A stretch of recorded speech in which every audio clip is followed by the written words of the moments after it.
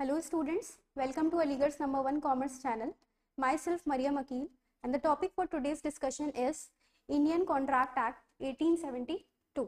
तो ये आपका बिजनेस रेगुलेटरी एंड फ्रेमवर्क के अंदर मेजर पोर्शन है, एक पूरा एक्ट है।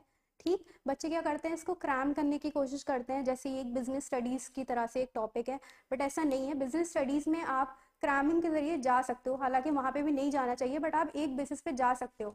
बट यहाँ पे क्या है, सारी लॉ की टर्म्स यूज होती हैं, एक्ट्स यूज होते हैं, सेक्शंस हैं, तो आपको इसको क्रैम करने के बजाय कंसेप्ट को स्टार्टिंग से कंसेप्ट से समझना बहुत ज़रूरी होता है, क्योंकि आप क्रैम करोगे तो आप एक दो दिन में उसको भूल जाओगे, बट जब आप उसको समझोगे तो आपको लॉन्ग टर्म में वो बेनिफिशियल होगा and you will be able to recall it in the long term as well. तो उसी बेसिस पे हम स्टार्ट करने वाले हैं हमारा Indian contract act 1872। So here in this video we are going to begin with the introduction of the topic. उसके बाद फर्दर वीडियोस में हम इसके डिफरेंट एसेंशियल एलिमेंट्स क्या हैं और जो भी मेजर टॉपिक्स हैं उनको डिस्कस करेंगे और इस डिटेल में इस टॉपिक को कवर करेंगे।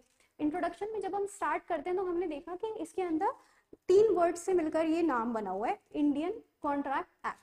इंडियन से तो आपको समझ में आ गया कि एक ऐसा एक्ट है जो कहाँ एप्लीकेबल होगा, इंडिया में एप्लीकेबल होगा, इंडिया के बाहर की बात नहीं कर रहे हैं, इंडियन की बात कर रहे हैं हम। ओके, कॉन्ट्रैक्ट के बारे में हम आपको अभी बताएंगे कि कॉन्ट्रैक्ट क्या होता है।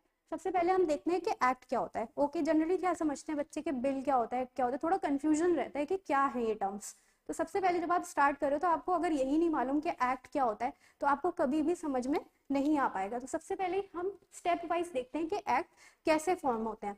सबसे पहले क्या होता है, कोई भी अगर प्रॉब्लम चल रही है, गवर्नमेंट ने देखा कि किसी भी तरीके की प्रॉब्लम किसी भी एरिया में क्या हो रही है, अराइज हो रही है, तो उसके रिलेटेड एक बिल फॉर्म किया जाता है कि उस प्रॉब्लम को कैसे टैकल किया जाए। जब बिल ड्राफ्ट किया जाता है तो बिल ड्राफ्ट करने में जो मेजर रोल प्ले करते हैं वो होते हैं हमारे फाइनेंस मिनिस्टर और उनके साथ कुछ ऑफिशियल्स होते हैं। ठीक, अब ऐसा नहीं है कि बिल ड्राफ्ट हो गया तो बस काम खत्म हो गया, ये बहुत एक लंबा प्रोसीजर होता है जिसके अंदर बहुत ज्यादा टाइम टेकन होता है और जरूरी नहीं है कि जो आपने बिल ड्राफ्ट किया है वो एक्सेप्ट होगा, अप्रूव्ड होगा या नहीं होगा। तो जब बिल ड्राफ्ट कर लिया जाता है वो पार्लियामेंट में प्रेजेंट किया जाता है। आपको पता है पार्लियामेंट के अंदर दो हाउसेस होते हैं, या तो आपका लोकसभा है और एक आपका राज्यसभा है। लोकसभा के अंदर आपके रूलिंग पार्टी के मेंबर्स भी प्रेजेंट होते हैं, इसको हम लोअर हाउस कहते हैं, राज्यसभा को हम अपर हाउस कहते हैं। सबसे पहले बिल ड्राफ्ट करने के बाद लोकसभा के अंदर प्रेजेंट किया जाता है, ये देखा जाता है कि लोकसभा में क्या वो पास हो रहा है या नहीं हो रहा। अगर वहां से जब पार्टीज उसको पास कर देती हैं, अगेन वो जाता है राज्यसभा के अंदर, राज्यसभा के मेंबर्स उसको गो थ्रू करते हैं कि क्या is it necessary to introduce such kind of bill or not, whether what are the impacts and what are the positive and the negative outcomes of this bill, ये सब analyse किया जाता है। ठीक है, कभी कभी सिचुएशन ऐसी भी हो सकती है कि कोई बिल लोकसभा से तो पास हो गया बट राज्यसभा में आके स्टॉप हो गया, ऐसे भी सिचुएशन अराइज हो सकती है। बट यहाँ पे हम क्या सिचुएशन लेकर चल रहे हैं कि एक हमारा बिल था, ड्राफ्ट किया गया, उसको लोकसभा में प्रेजेंट किया गया, वो वहां से पास हो गया, उसके बाद वो राज्यसभा से भी पास हो गया। जब दोनों जगह से पास हो जाता है तो उसको भेजा जाता है प्रेसिडेंट के पास उसकी एसेंट के लिए। ये देखा जाता है कि प्रेसिडेंट उसको कंसीडर करता है कि क्या सच में ये बिल बेनिफिशियल होगा या नहीं होगा। जिस दिन प्रेसिडेंट क्या करता है, इसको अपनी एसेंट दे देता है, जिस दिन भी कह देता है कि okay the bill is going to be applicable implemented, okay कह देता है, उस दिन से हम क्या मानते हैं कि वो एक एक्ट के फॉर्म में इम्प्लीमेंट करने के बेसिस पे आ जाता है। ठीक है, यानी वो बिल क्या हो जाता है, एक एक्ट बन जाता है जब प्रेसिडेंट को उसकी एसेंट मिल जाती है। अब क्या होता है कि अब वो बिल क्या था, वो एक्ट बन गया। अब हम लोग को कैसे मालूम चलेगा कि हाँ ये बिल जो है एक एक्ट के फॉर्म में बन गया है? क्या प्रेसिडेंट आके प्रेस कॉन्फ्रेंस करेगा या हमें पर्सनली आके बताएगा कि ऐसे ऐसे भाई एक बिल था उसको मैंने एक्ट बना दिया? नहीं, क्या होता है कि जब प्रेसिडेंट की एसेंट मिल गई तो जो जनरल पब्लिक है उसको भी इन्फॉर्म करना पड़ेगा कि ऐसा ऐसा एक्ट आया है, ताकि पब्लिक को भी पता हो कि कौन से रूल्स एंड रेगुलेशंस है which they have to abide with. Okay, तो जब प्रेसिडेंट उसको एसेंट दे देगा तो गवर्नमेंट क्या करती है, उसको अपने ऑफिशियल गैजेट में क्या करती है, उसको पब्लिश करती है। गवर्नमेंट के ऑफिशियल गैजेट्स होते हैं उसमें क्या करती है, उसको पब्लिश करती है, जहां पे ये दिया जाता है कि हाँ ऐसा ऐसा डिफरेंट मीडिया के थ्रू उस एक्ट के बारे में इंफॉर्मेशन को बताया जाता है कि हाँ ऐसा ऐसा एक्ट है जो इंट्रोड्यूस करने वाले हैं, हम इम्प्लीमेंट करने वाले हैं। इसी तरीके के बेसिस पे हमारा कोई भी एक्ट हो सकता है वो एक कंट्री में इम्प्लीमेंट होता है। यहाँ हम इंडिया के बारे में बात कर रहे हैं और हम किसके बारे में बात कर रहे हैं, इंडियन कॉन्ट्रैक्ट एक्ट। तो आपको समझ में आ गया इंडिया के ऊपर एप्लीकेबल है, एक्ट कैसे फॉर्म होता है वो समझ में आ गया। अब हम समझ लेते हैं हमारा कॉन्ट्रैक्ट क्या होता है। तो इसको समझने से पहले आप ये देखो कि जो इंडियन कॉन्ट्रैक्ट एक्ट है वो कब आया था, 1 सितंबर 1872 टू में आया था, ओके, यानी आज़ादी से बहुत पहले आया था। तो ये क्या थी, एक ब्रिटिश की लेजिस्लेशन थी, ब्रिटिशर्स ने इसको इंट्रोड्यूस किया था। जब इस एक्ट को इंट्रोड्यूस किया गया तो इसके अंदर बहुत सारे सेक्शंस थे, उन्हीं सेक्शन को हमने यहाँ पे क्या किया है, मेंशन किया है, ठीक। जब उन सेक्शंस के तहत इस पूरे एक्ट को इंट्रोड्यूस किया, ब्रिटिशर्स की लेजिस्लेशन थी, डिफरेंट सेक्शन से उसके अंदर इन्वॉल्व थे, वो था 1 to 75 का जो सेक्शन था उसके अंदर जनरल प्रोविजंस को इंक्लूड किया गया। 76 to 123 sale of goods act को इंट्रोड्यूस किया गया। 124 to 127 सेक्शन जो था वो इंडेमनिटी और गारंटी के बारे में बात कर रहा था। 148 to 181 इंक्लूड किया गया अबाउट बेलमेंट एंड प्लेज। ये सब क्या होते हैं हम फर्दर वीडियोस में डिस्कस करेंगे। अभी हम सिर्फ ये देख रहे हैं कि सेक्शंस क्या क्या थे जब इंट्रोड्यूस किया गया था इस एक्ट को, ओके। 182 से 238 तक जो हमने इंक्लूड करा वो था एजेंसी। उसके बाद 239 से 266 तक हमने पार्टनरशिप इंक्लूड किया। बट क्या हुआ, लेटर ईयर्स में हमने ये देखा कि जो सेल ऑफ गुड्स एक्ट था उसको 1930 में और जो पार्टनरशिप एक्ट था उसको 1932 में यहाँ से हटाकर एक सेपरेट लेजिस्लेशन में इंट्रोड्यूस किया गया, जिसके बारे में आपको पढ़ना भी है इस यूनिट में कि सेल ऑफ गुड्स एक्ट क्या है, वो अलग से हम एक एक्ट के तौर पर भी पढ़ेंगे। क्यों, क्योंकि उसको इसके अंदर से हटा के एक सेपरेट लेजिस्लेशन की तरह इंट्रोड्यूस किया गया था कंट्री में, ओके। तो ये था इसका थोड़ा सा बैकग्राउंड और इसके थोड़े से प्रोविजंस। अच्छा, जब हम कोई भी केस पढ़ेंगे, कोई भी हम एक्ट पढ़ेंगे, तो एक हमारा क्या होता है कि जब हम उस एक्ट के बारे में पढ़ रहे हैं, ऑब्वियसली क्या है, एक लॉ की लैंग्वेज है, बहुत सारे टर्म्स ऐसे होते हैं जिनकी मीनिंग हमें नहीं पता होती। तो जब हम कोई लिटरेचर या कोई ऐसी बुक पढ़ रहे हैं तो हमें एक डेफिनेशन सेक्शन गिवन होता है जहाँ पे हम किसी भी टर्म का मीनिंग देख सकते हैं नीचे जाके, ठीक। उसी तरीके से जब हम एक्ट्स के बारे में पढ़ रहे हैं तो हमारा यहाँ पे क्या है, एक सेक्शन 2 है, हर वर्ड की एक डेफिनेशन कि वो मीनिंग क्या है उस वर्ड का, क्योंकि हो सकता है जो मीनिंग हम समझ रहे हैं, जैसे एग्रीमेंट है, अगर उसका मीनिंग मैं कुछ समझ रही हूँ बट लॉ के तहत उसका मीनिंग कुछ और है, तो वो सारे मीनिंग हमें सेक्शन 2 के अंदर, यानी डेफिनेशन सारी सेक्शन 2 के अंदर गिवन है। तो वही सारी डेफिनेशन गिवन है। जैसे अगर हम देखें कॉन्ट्रैक्ट तो वो भी सेक्शन 2 के अंदर है, एग्रीमेंट वो भी सेक्शन 2 के अंदर है। तो ये सेक्शन 2 क्या है, ये एक डेफिनेशन सेक्शन है। बट इसके क्लॉजेस चेंज हो जाते हैं कि कॉन्ट्रैक्ट क्या है, सबसेक्शन एच में है, ये क्लॉज ई है। तो डिफरेंट डिफरेंट डेफिनेशन इस तरीके से हमारे पास अवेलेबल हैं। अभी हम जो पढ़ने वाले हैं, हम देखने वाले हैं what is contract, what is agreement and what is enforceability, okay. तो कॉन्ट्रैक्ट क्या होता है, it is an agreement enforceable by law. ये लॉ की एक लैंग्वेज है कि इसके अंदर हमने कहा कॉन्ट्रैक्ट ये होता है। अब सिंपल लैंग्वेज में अगर मैं आपको बताऊं, मैंने आपसे कहा कि सपोज मेरी कोई भी चीज है, सपोज कीजिए मेरा कोई भी मान लीजिए लैपटॉप है, okay. If I ask you whether you are interested in purchasing my laptop for the amount of 30,000, okay. Suppose कीजिए 30,000 मैंने आपसे पूछा, आपने बोला okay you are okay I am interested in buying your laptop. तो क्या ये एक कॉन्ट्रैक्ट है? यस, ऑब्वियसली है। क्यों? क्योंकि इसके अंदर कंसिडरेशन भी है, इसमें मैंने आपको ऑफर भी दिया है, आपने उसको एक्सेप्ट भी कर लिया है, तो ये क्या हो गया, एक कॉन्ट्रैक्ट हो गया। उसी तरीके से उसी को एक लॉ की लैंग्वेज में एक डेफिनेशन के जरिए आपको एक्सप्लेन किया गया है। बट यहाँ पे जब दो वर्ड्स आते हैं एग्रीमेंट और इनफोर्सेबल, पूरे कॉन्ट्रैक्ट की तो डेफिनेशन सेक्शन 2 एच के अंदर दे दी, बट हो सकता है कुछ लोगों को एग्रीमेंट का अलग मीनिंग समझ में आए, इनफोर्सेबल का नहीं समझ में आए, तो अलग से जब हम इनको पढ़ते हैं तो हमें एक्ट ने ये बताया कि एग्रीमेंट को हम डिफाइन कर रहे हैं अंडर सेक्शन 2E के अंदर, ठीक है। एग्रीमेंट का क्या माना जाएगा कि उसके अंदर ऑफर हो प्लस एक्सेप्टेंस भी हो। ऐसा नहीं है कि मैं सिर्फ ऑफर दे रही हूँ, आप उसको एक्सेप्ट ही नहीं कर रहे हो और वो कॉन्ट्रैक्ट बन जाएगा, नहीं, ऐसा नहीं है। आपने उस ऑफर को एक्सेप्ट भी करना है, तभी वो एक एग्रीमेंट कहलाया जाएगा अकॉर्डिंग टू दिस एक्ट। वहीं इनफोर्सेबल का क्या मतलब होता है? इनफोर्सेबल का मतलब होता है जहां पे आपके पास कुछ लीगल राइट्स अवेलेबल हैं। जैसे अगर मैंने आपके साथ कोई कॉन्ट्रैक्ट किया है, अगर मैंने कुछ फ्रॉड कर दिया या मैंने उस कॉन्ट्रैक्ट को अबाइड नहीं किया, तो आपके पास क्या है, इनफोर्सिबिलिटी है, that you can go to the court against me. Suppose कीजिए आपने कोई एक प्रोडक्ट ऑनलाइन ऑर्डर किया है, ओके। मान लीजिए अमेज़न से आपने ऑर्डर किया, आपने प्रोडक्ट को मंगाया, ठीक है, आपके पैसे क्या आते हैं, आपने ऑनलाइन दे दिए, या फिर आपको पैसे तो आपके चले गए बट आपको प्रोडक्ट नहीं मिला, तो क्या आप इसके लिए इनफोर्सिबिलिटी का कंसेप्ट यूज कर सकते हो? आप कोर्ट के पास जा सकते हो, ऑब्वियसली आप जा सकते हो। क्यों? क्योंकि यहाँ पे सारे आइटम्स ऑफ कॉन्ट्रैक्ट अवेलेबल थे, इसीलिए यहाँ पे क्या है, इनफोर्सिबिलिटी भी होगी। बट कुछ एग्रीमेंट्स ऐसे होते हैं जो सोशल होते हैं, इसीलिए हम ये पढ़ेंगे कि क्या सारे एग्रीमेंट कॉन्ट्रैक्ट बन सकते हैं या नहीं बन सकते, उसको भी हम अभी आगे डिस्कस करेंगे।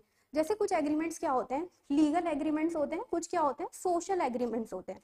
लीगल एग्रीमेंट्स वही है जो अभी हम पढ़ते आए कि मैंने आपसे बोला मेरा लैपटॉप परचेज कर लो, उसमें मैंने कंसिडरेशन भी बता दी, या आपने कोई ऑनलाइन प्रोडक्ट बताया बना मंगाया है बट डिलीवरी नहीं हुई है, वो सारे लीगल एग्रीमेंट्स है, उसके लिए आपके पास एनफोर्सिबिलिटी रहती है, आप कोर्ट के पास जा सकते हो। बट कुछ ऐसे एग्रीमेंट्स होते हैं जो सोशल की कैटेगरी में आते हैं। सपोज मैंने अपने छोटे भाई या बहन से बोला कि if you score more than 87%, suppose कीजिए if you score more than 87%, अगर आप 87% से ज़्यादा ले आओगे तो मैं आपको कोई भी चीज़ दिलाऊंगी, जैसे सपोज कीजिए स्कूटी दिलाऊंगी, ठीक है, और उसके 87 से ज़्यादा आ गए, ठीक है, अब वो मुझसे बोल रहे हैं कि मुझे दिलवाओ, कि मेरे मार्क्स तो आ गए तो आप मुझे दिलवाओ, बट मैंने बोला अरे मैंने तो यार ऐसे ही बोल दिया था, ठीक है, तो अब वो भड़क रहा है कि नहीं अब तो मैं कोर्ट के पास जाऊंगा, मेरे पास तो इन्फोर्सिबिलिटी भी है।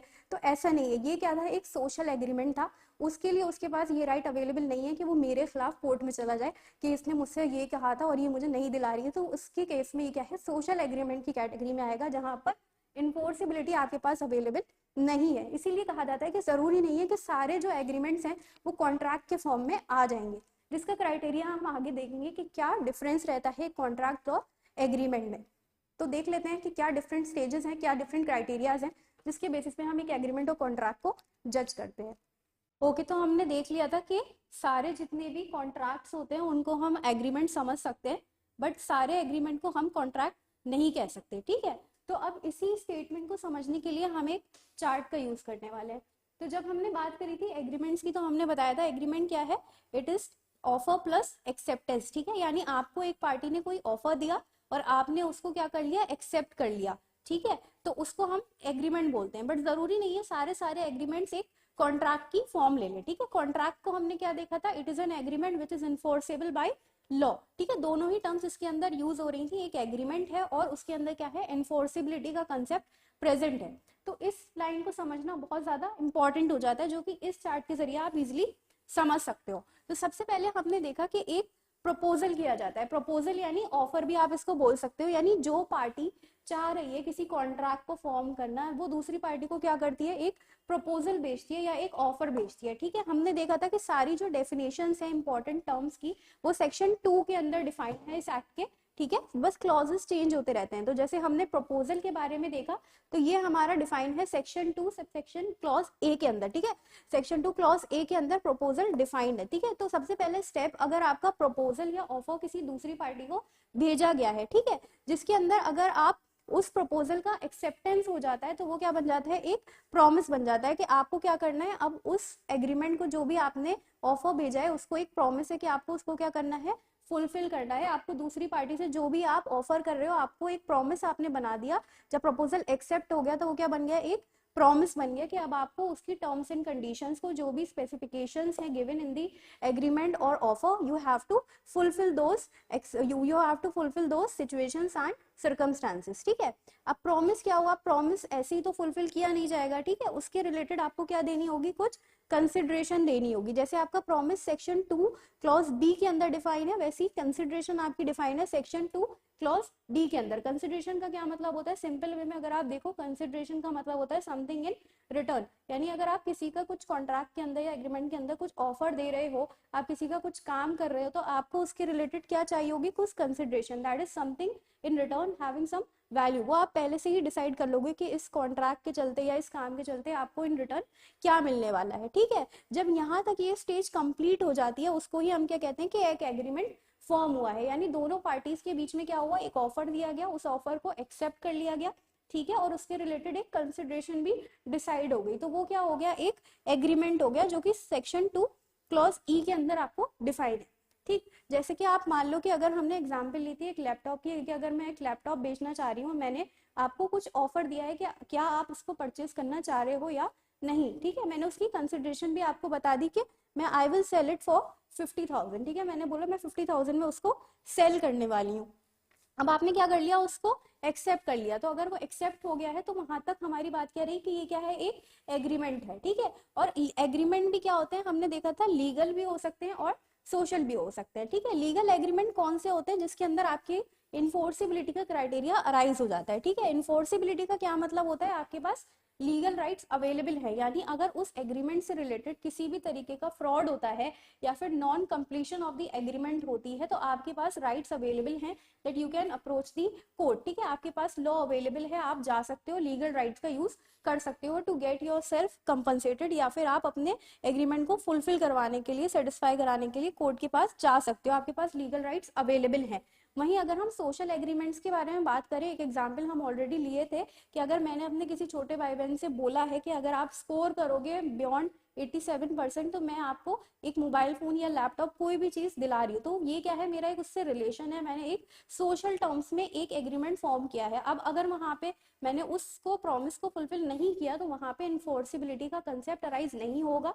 मेरा छोटा भाई या बहन कोर्ट के पास या लॉ के पास नहीं जा सकता उस प्रॉमिस के अगेंस्ट कि ठीक है इसने मुझसे ये प्रॉमिस किया था और इसने इसको फुलफिल नहीं किया है। तो इन्फोर्सिबिलिटी का कंसेप्ट लीगल एग्रीमेंट में अवेलेबल रहता है, बट इन्फोर्सिबिलिटी सोशल जो एग्रीमेंट्स होते हैं उनके अंदर अराइज नहीं होती है। बट जब हम कॉन्ट्रैक्ट के बारे में बात करते हैं तो जो कि 2 क्लॉज H के अंदर डिफाइन है, उसके अंदर इन्फोर्सिबिलिटी का कंसेप्ट प्रेजेंट होता है। अगर हम यहीं तक रुक जाते तो हमारा वो कॉन्ट्रैक्ट नहीं कहलाता, इसलिए हम कह रहे हैं all agreements are not contract, यानी अगर इन्फोर्सिबिलिटी नहीं होती तो वो सिर्फ यहीं तक रुक जाता, यानी वो एक एग्रीमेंट तो कहलाता बट वो कॉन्ट्रैक्ट नहीं कहलाता।